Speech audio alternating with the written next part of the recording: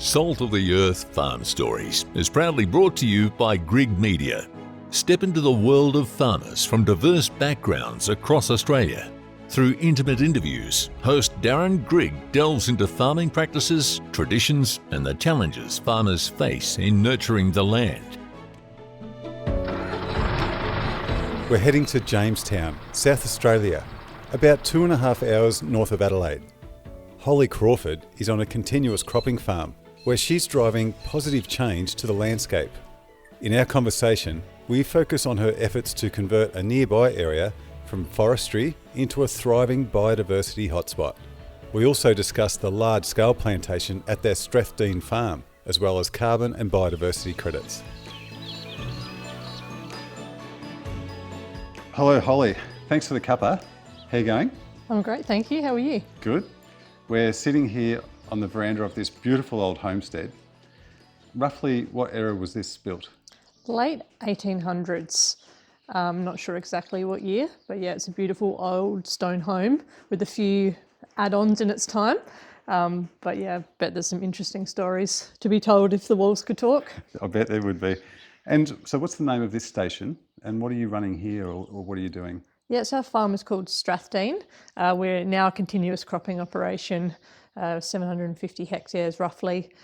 We grow wheat, barley, and then a legume, which is either beans or lentils. So no stock at all now? No stock now. Last breeding ewes was sold 2 years ago. Yeah, just a change of direction, I guess, the next generation. Firstly, how is your beautiful old sheepdog coping without any sheep? She's taken up residence in the tractor and the header. She loves it there. That is her calling now, that she's got no stock to work. Oh, it's a beautiful place. So where were you born, Holly? I was born in Adelaide. My family moved to Jamestown when I was about 8 years old. And then we've lived here ever since. So pretty much Jamestown is home, but not a long-term local by some standards. You've got a decent passion and love for nature. Did you always have that? Yes, I did. I studied environmental science at uni, and I think that stemmed from, I guess, just growing up, and our parents took us on a lot of camping trips. I've got a lot of fond memories of along the Oodnadatta track, the Flinders Ranges, sort of trip across the Simpson Desert from when we were younger. So I think that, I guess, started that interest and love for nature and the great outdoors, and led me to study what I did. So you studied environmental science in Adelaide? Yep. And then you went over to WA for a while, is that right? From university, I got a job at Olympic Dam, a mining operation in northern South Australia. So I worked there for a number of years, and then we went to Western Australia, for a few years as well. So is that a little bit like, did I hear green on the dark side? A little bit. It was sellout, perhaps. No, yes, I guess so. I guess it's not traditionally the role, the industry you would imagine yourself working in when you start to study environmental science, and I definitely didn't either. It was sort of just started with securing a job as a vacation student up there, and then that turned into a graduate program, and the rest is history. Great experience though. It was, and it was an incredible industry to work in for all the, I guess, non-environmental things aside. There was a lot of opportunities. We were doing good things. We were keeping them honest, making sure they met their reporting, environmental license requirements. So I guess it was a critical role that needed to be done. So somewhere around then, after uni and going to WA, you met a very special man? Yes, I did. We obviously knew each other growing up in the same town, but it wasn't until after school that we got together. As I was at university, I think we sort of, became serious. And he actually followed me to Roxby Downs. Nice. And then to Western Australia. So Luke, who is now my husband, and that's how we met. Do you think we'll get him on a podcast one day? Oh, I don't know, we might have to twist his arm a little. If I shout him a beer or something? Perhaps, yes. So we've got some kids too now? Yes, we've got 3 kids. Eldest Angus is nearly 8. Jack, our middle boy, and Eliza is 4. Well, Jack is 6, I didn't say. Eliza is 4. So we're just outside Jamestown. How many hectares are we on here roughly? 750 is what we crop, a little bit larger if you count, our 2 revegetation projects. And this is a family farm from your husband's side, is it? Yes, yep. So Luke is 4th generation farmer in this area. So his family farm. And that's his dad, Trevor, I met over in the shed before. It is, yes. I really want to talk to him too. How do you think I'll go? I think you'll probably have a bit of success. He loves to chat. He'll love to chat to you for sure. So as I said before, you have a decent passion for the environment and a healthy landscape. What do you love about the landscape in your area? I guess the forever changing colours throughout the season, and I guess with the paddocks, it really ends up being quite a mosaic, especially in spring when you've got the yellow canola paddocks and then the hilltops with the remnant patches of she oaks and blue gums. It's a pretty environment. And just even from wheat to barley to some legumes you've got out there, that can change? Yes, very much so. Yep. Even the wheat and the barley has its specific hue of green. They look a bit different. So it all adds to the dynamics. So can you tell me a bit about Bundalia? Bundalia is a forest area just south of Jamestown. It is Australia's, I think it might even be more than that, oldest commercial forestry plantation. There was a nursery there where they propagated their own seedlings for forestry as well. Natives? No, pine for timber. So there was a lot of, trials that occurred nearly 150 years ago on what species would grow the best in these climates for timber production.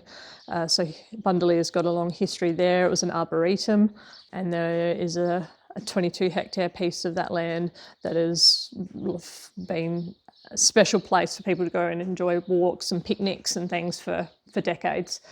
So that recently was Forestry SA decided to discontinue forestry in the upper north area, and so a lot of the forest blocks were sold off privately, and a small group of very passionate locals fought to keep this 22 hectares, which we call the Bundalia Picnic Ground or Forest Reserve, available for continued public use.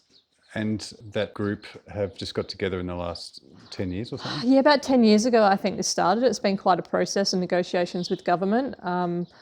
It's sort of been ongoing for quite some time. I joined the board about 4 years ago, maybe a little bit longer. I sort of hadn't worked for a few years after having kids, and I was sort of keen to get back into something that was for me, or at the very least to get my brain working. Well, for the environment too. And for the environment. Yeah. I've been on the board out there for a little while now. Yep. So what do you do out there? What do some of the volunteers do?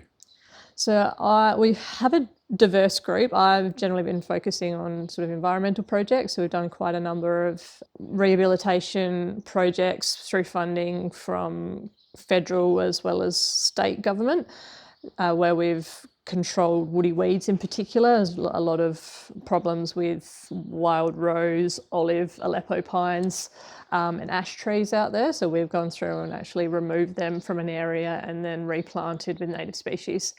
There's some good existing eucalypt canopy there. So we were just really trying to establish the understory back into the forest and get rid of all of the olive and the others that were dominating. Yeah, so you're focusing on your different layers, are you? Yes, yeah. So it was very much the understory, or the mid-level canopy was dominated by feral species. So just to put some diversity and some local plants back into the mix would create habitat for local species. And what about feral animals and pests? They are still there, not to a degree that is hugely detrimental. There would be rabbits and things like that, but the weeds, the plants are the bigger problem that require more careful management. Yeah. So you rely on a lot of volunteers to come and do some large-scale planting too? Yes, we have. The schools have been our best volunteers. So for most of the planting activities that we've done, we've gone to the local school and they've sent out their middle school children to come and plant, and so it's been great to get them involved, build that connection with Bundalia for the next generation. Can it be used for an education program too? Yeah, it can. And there's a lot more that the board wants to do in that space around education and things. It's just a matter of finding a sustainable model to fund those. The board's very strong on seeing that you can't rely on volunteers for this sort of thing forever, and it needs to be paid role to be sustainable. So there's a lot of work going into that at the moment to set that foundation to allow programs such as that to continue. So it's been really interesting to be involved, and there's an event centre that was built there quite a number of years ago, which is beautiful. It's an amazing venue used for a lot of weddings. It started with an idea of building a barbecue shed, and then another grant was obtained and another one, and it's become this amazing venue called Maple and Pine. The nature playground's been installed as well, so it's just a spot that everyone loves to go. There's the Maple Walk is very popular and is this wildly overgrown, very European feeling, a lot of deciduous plants, maples obviously, as well in there. That just changes with the seasons.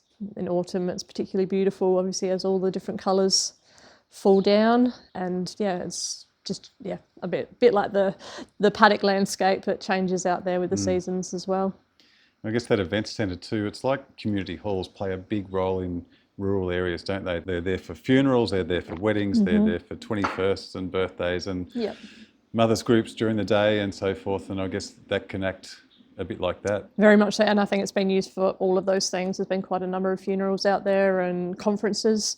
So it's a big asset for the community to have, and a credit to, I guess, all the people long before my time that have been involved. With your plantings, what's some of your biggest challenges? For Bundalia, it's around weed regrowth. So olives and rose in particular are not easy to control. They're not easy to kill. So sometimes they require follow-up treatment to be able to remove them completely. So that's probably been the biggest one. Is there water out there? Yes, there's a creek line that runs through the picnic ground. And there's also a bore that's been installed recently for sort of fire water, which we can tap into for watering plants and things as well. Now, you've taken on a large-scale planting here at the farm too. Can you tell me about that? I'm just gobsmacked at how big it is.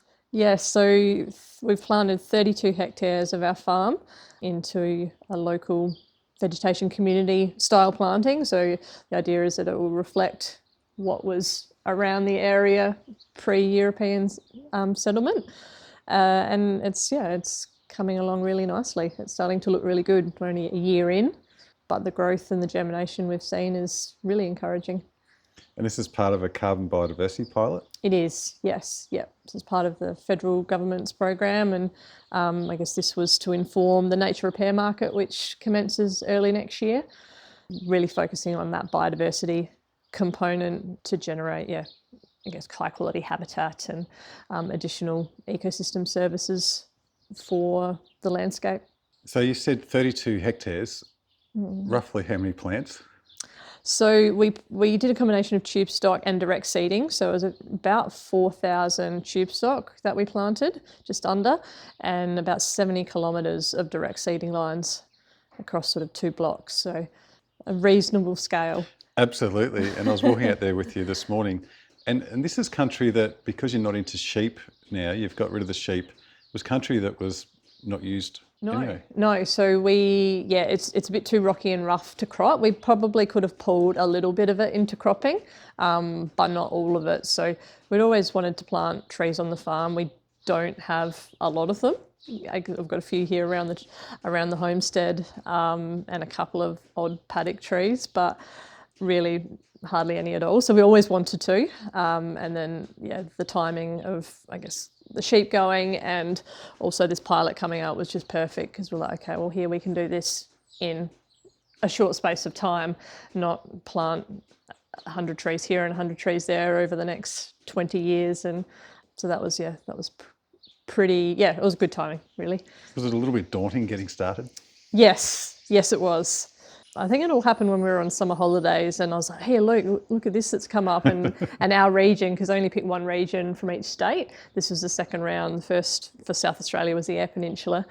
And I was like, oh, like, this is our area and we could do this. And so I was madly trying to like get quotes and sort of design a project of what it could look like and what would be involved and how much it would cost so we could apply.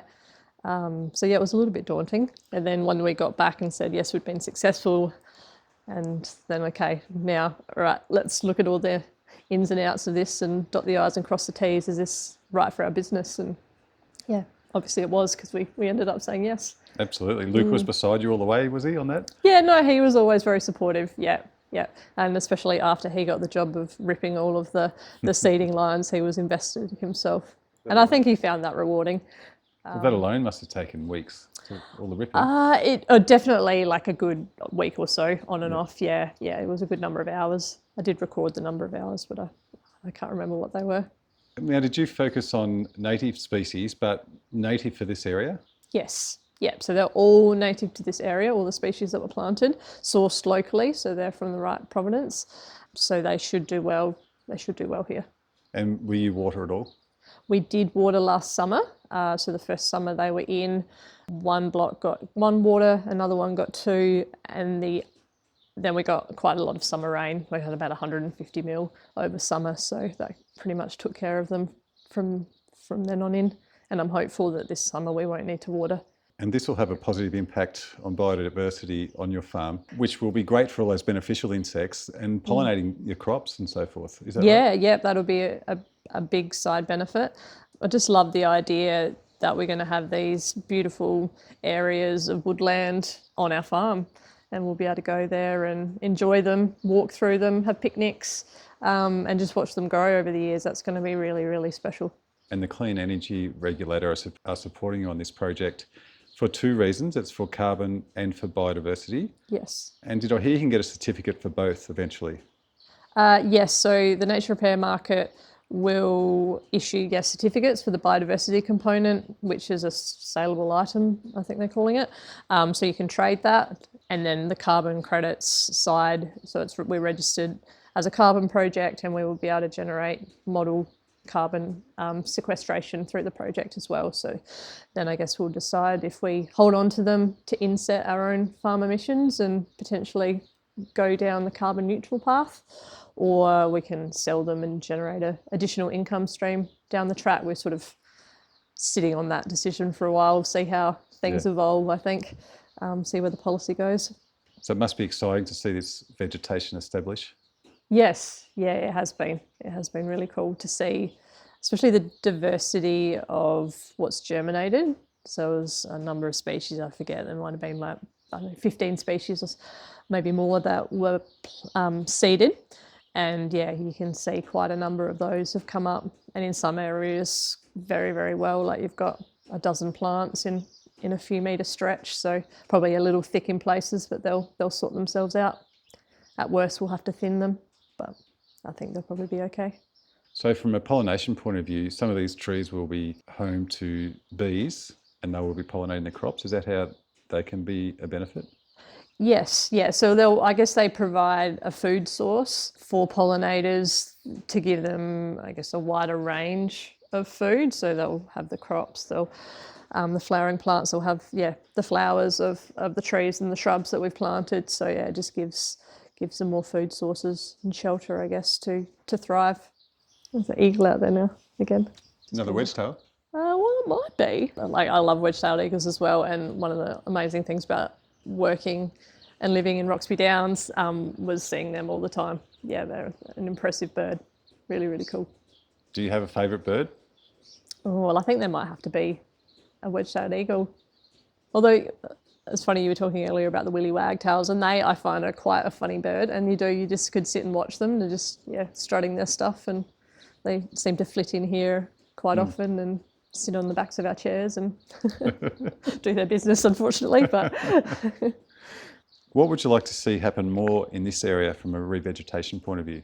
Just more of it would be really, really great to see, and hopefully the nature repair market will I guess, provide an extra incentive or start local farmers thinking about maybe this could fit in with their business.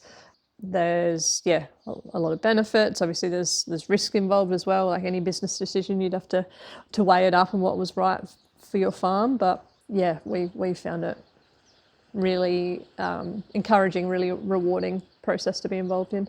I suppose when you are large scale cropping, there aren't a lot of trees, so it will just naturally make you feel better. Yes, it will. And to be honest, Luke doesn't like the trees in the paddock because they just get in the way of the spraying. So this is a good way to keep everybody happy. So what a great place for the kids to grow up. Yes. Yeah, they love it here. They know no different. But yeah, Luke obviously grew up on a farm. I didn't. I was a townie. Yeah, they've got lots of space. We used to have a fence off the edge of the lawn and we took it out because we don't need to keep them in the yard and good luck trying.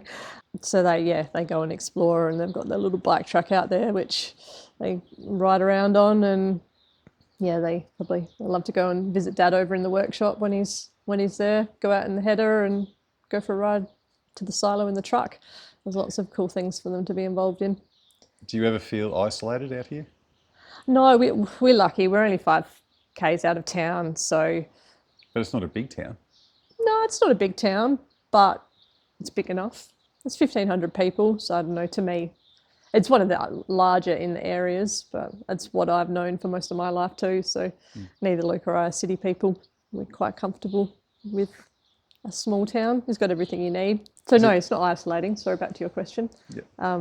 Although I have found since my youngest is now on the bus for kindy, I do miss drop-offs. Yeah. Because I get to see all my friends as well. So I do make a point of making sure I go drop them off or pick them up a couple of times a week, just otherwise you just throw them on the bus and off they go and you see them when they get off the bus again. It was a bit like during COVID, you go to the supermarket to socialise. Yeah, exactly. But no, we keep to ourselves to some degree, but we have good friends and we catch up and everyone's close. Family are close, we're lucky. My parents are in town as well as Luke's. Nice. So the kids have got endless grandparent time and sleepovers and... Lucky. Yeah, they've got it pretty good. Good. All right, Holly, this is the fun part. We've got some gosh. off-the-wall questions here. These can just be short answers. Are you ready? No. All right, well, I'm going to hit you up anyway. What's your favourite farming tool? My zero-turn ride-on mower. Yeah, I love zipping around on that. The only other one is, and I'm not sure if it's my favourite, but it's the one I seem to spend the most time in at the moment, is our 1970s-something Land Cruiser, which is all decked out with a shielded sprayer on the back, and that's what I've been using to control weeds around our trees. So I've spent many, many hours in that. Air-conditioned, doesn't even have a throttle peg thing.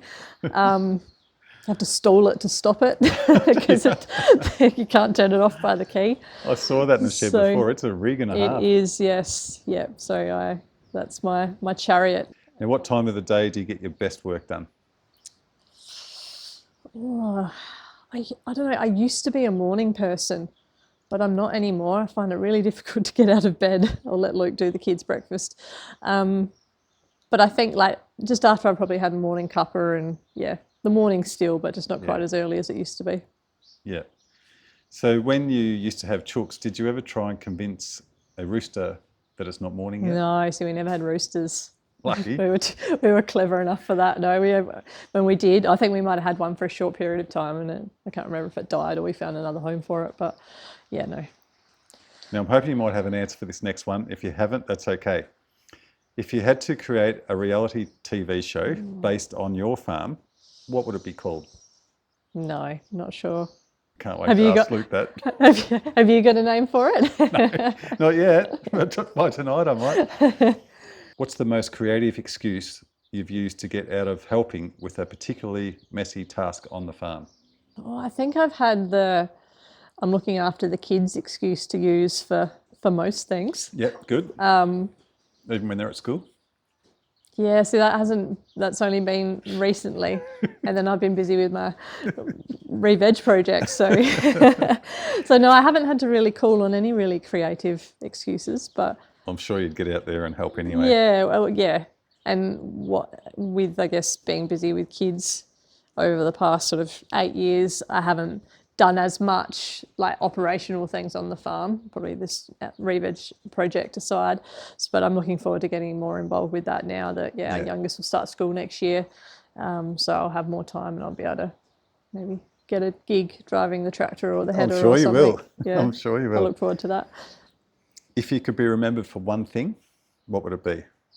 No, don't have a good answer for you there. Well, I think in 50 years, they're going to be looking around going, who the hell organised all these trees to be planted? Yes, yeah, probably. What's a funny story your family tells about you? I have one story, but I'm not sure I want to. So you can pay me to edit this out if you like. I'll tell it anyway. I've been quiet on this one to my kids because I don't want them to start doing it. So when I was little, and this is recorded on video, Mum and Dad used to do some home videos. I don't even know how old I would have been, 4 or 5 maybe. Anyway, it was bath time and I had this habit. I would put my knickers on my head and I would run around the bathroom chanting, "I've got my knickers on my head." And this video of me.